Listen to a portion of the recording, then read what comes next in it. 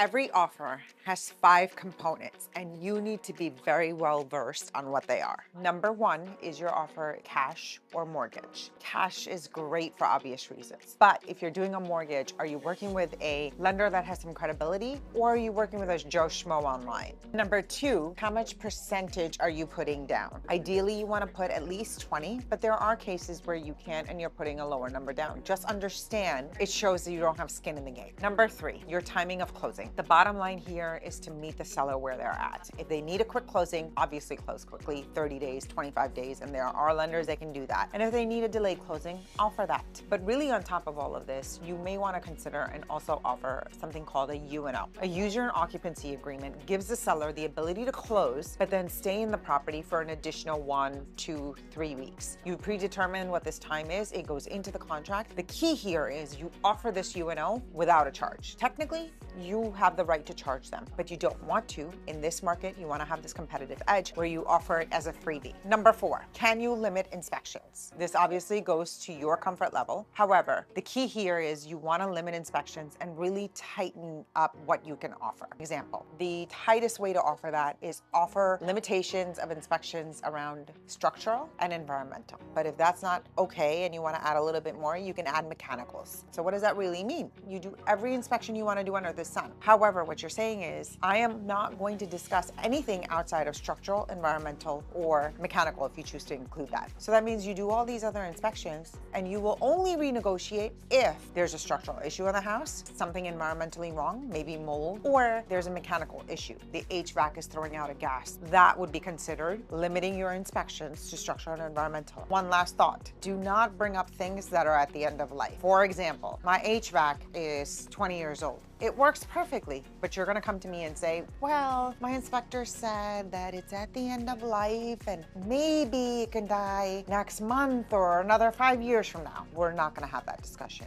And finally, number 5, your appraisal gap or waiver, depending on your comfort level and understanding of what this means. Any lender is going to do an appraisal if you're offering a mortgage. Once they do that appraisal, let's say your loan is for $500,000. The bank is gonna wanna ensure that they're gonna lend you that $500 based on the fact that that property has appraised for its price. If it under appraises, the bank is not covering that money, you are. So you need to have the comfort level that you're offering a gap. For example, let's say you're saying we are going to be okay if it appraises less by $20,000. But anything more than $20,000, we want the right to renegotiate. Or you're waiving the appraisal entirely, which is saying no matter what the property appraises at, I will come up with that money and satisfy the bank's needs. Now the loan amount also gets recalculated based on that new loan amount. So if it came in 20 short, and let's say now it's 480 and not 500, your mortgage is now going to be based off of the 480 number,